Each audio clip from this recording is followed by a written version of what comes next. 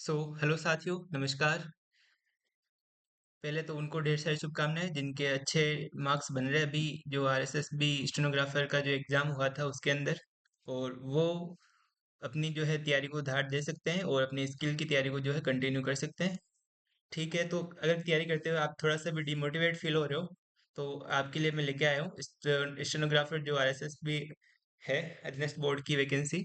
उसके अंदर जो सैलरी है, देखो, जो एस्पिरेंट होता है, तैयारी करने वाला होता है, उसके लिए जो है ये सबसे बड़ा मोटिवेशन रहता है, क्योंकि इसी के लिए तो जो है, जो दिन रात एक करता है, मेहनत करता है। ठीक है, तो सैलरी जो है सबसे बड़ा मोटिवेशन है, क्योंकि इसी के थ्रू जो है वो अपने जो है सपनों को पूरा कर पाएगा, अपने घर वालों के सपनों को पूरा कर पाएगा, जो भी उसने प्लान किया है वो उसका एग्जीक्यूशन कर पाएगा। तो ये सबसे बड़ा मोटिवेशन जो होता है।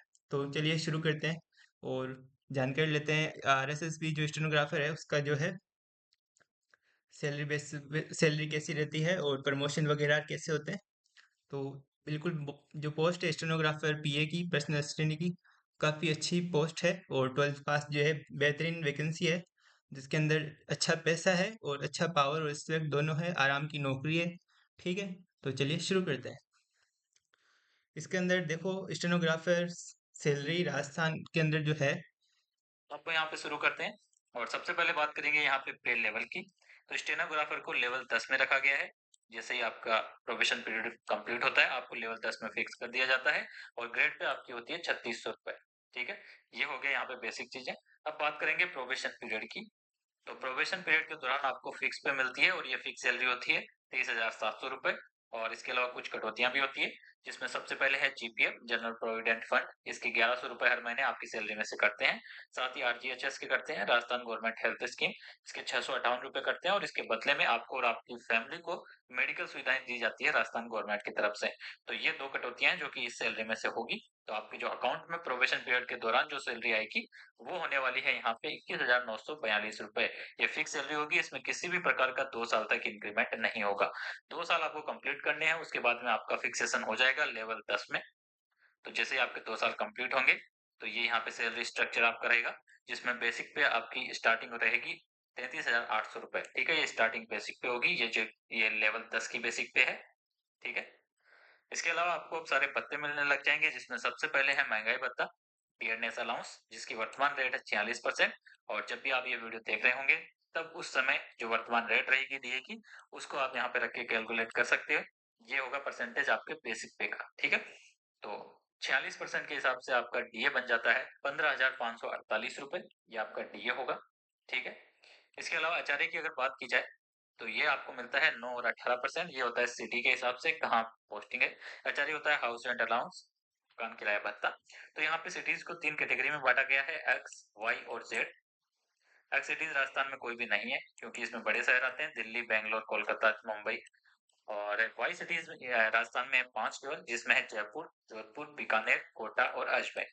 इन शहरों में अगर आपकी पोस्टिंग है तो आपको आचार्य मिलेगा आपकी बेसिक का 18%।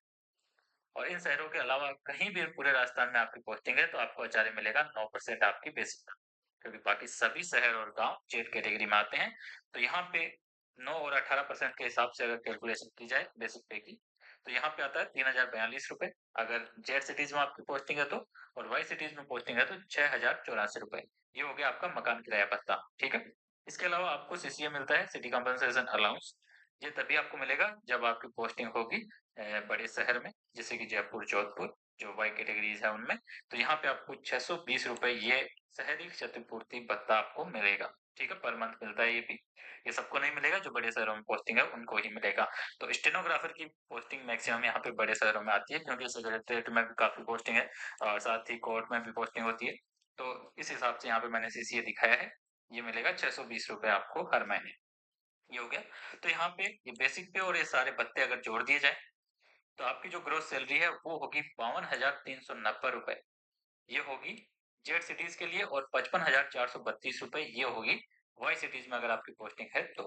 ठीक है, तो ये है यहाँ पे ग्रोस सैलरी की बात। और ये आपके अकाउंट में सैलरी नहीं आएगी, इसमें से अभी कुछ कटौतियां भी होगी।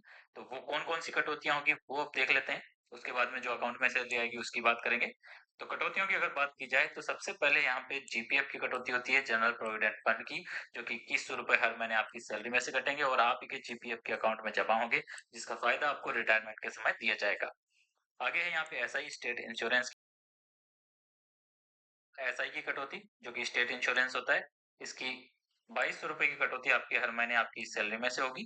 और जैसे ही आप गवर्नमेंट जॉब ज्वाइन करते हो आपका एक लाइफ इंश्योरेंस कर दिया जाता है और उसी का ये प्रीमियम है जो कि हर महीने आपको भरना होता है आपकी सैलरी से, जो कि ऑटोमेटिक कटता है। साथ ही RGHS, Rajasthan government health scheme, आपको मेडिकल सुविधाओं के लिए 658 रुपए। तो यहाँ पे टोटल इन तीनों कटौतियों को जोड़ दिया जाए तो 4958 रुपए आपकी सैलरी में से हर महीने कटेंगे। तो ये कटौतियां हो गई है। अब यहाँ पे उन कटौतियों को अगर घटा दिया जाए ग्रोस सैलरी में से, तो जो आपके अकाउंट में सैलरी आनी है हर महीने वो होगी 47,432 रुपए जेड सिटीज के लिए, और वाई सिटीज में पोस्टिंग है तो 50,474 रुपए। तो ये सैलरी वो है जो कि आपके अकाउंट में आएगी हर महीने, सब कुछ कट कुटा के। ठीक है, तो ये है यहाँ पे एकदम ऑथेंटिक और बिल्कुल आपके अकाउंट में आने वाली सैलरी ये आएगी। और साथ ही उस समय जो डीए रहेगा उसके हिसाब से आप कैलकुलेट कर लेना जब भी आप ये वीडियो देखोगे। बाकी सब कुछ सेम रहेगा। ठीक है, तो ये बात हो गई यहाँ पे सैलरी की। अब यहाँ पे बात करेंगे आप इंक्रीमेंट की, कि इस सैलरी में इंक्रीमेंट कब कब और कितना कितना होगा। तो स्टार्टिंग बेसिक पे यहाँ पे आपकी जो रहेगी वो 32,800 रहेगी, और बेसिक पे हर साल आपका बढ़ेगा। ये देखिए, पहले साल 32,800 है, दूसरे साल बढ़ के 34,800, तीसरे साल बढ़ के 35,800। इस प्रकार से ये बढ़ता ही जाएगा आपके पे लेवल के हिसाब से। ठीक है, ये हर साल बढ़ता है, या तो जुलाई में या जनवरी। ठीक है, दोनों में से कोई भी एक स्लैब में आपको फिट कर दिया जाएगा और उस महीने में आपकी हर साल इस बेसिक पे बढ़ेगी। अब यहाँ पे डीए में इंक्रीमेंट होता है साल में 2 बार, जो कि जनवरी और जुलाई में होता है। इसकी जो रेट चलती है लगभग लगभग 3 और 4% ये बढ़ रहा है अभी। जो महंगाई फैक्टर होता है उससे कैलकुलेशन इसकी की जाती है, और ये बढ़ता है हर साल 2 बार। तो इस प्रकार से आपका इंक्रीमेंट होता है, और लगभग लगभग यहाँ पे बात की जाए तो 10% के अप्रोक्स आपकी सैलरी हर साल बढ़ती है। तो ये इंक्रीमेंट की बात हो गई। अब आगे बात करने वाले हैं यहाँ पे प्रमोशंस की। तो प्रमोशंस के भी काफी अच्छे स्कोप है स्टेनोग्राफर में। सबसे पहले जो आपकी पोस्ट होगी वो स्टेनोग्राफर की होगी, जो कि 3600 ग्रेड पे की होगी। ठीक है, इसमें अगर आप काम करोगे लगभग लगभग 7 या 8 साल तक, उसके बाद में आपका प्रमोशन हो जाएगा सीनियर स्टेनोग्राफर में। इसकी ग्रेड पे होती है 4200 रुपए, और इसमें भी 7 से 8 साल का एक्सपीरियंस आपका होने के बाद में आपका प्रमोशन हो जाएगा स्टेनोग्राफर ग्रेड 1 में। इसकी ग्रेड पे होती है 4800 रुपए,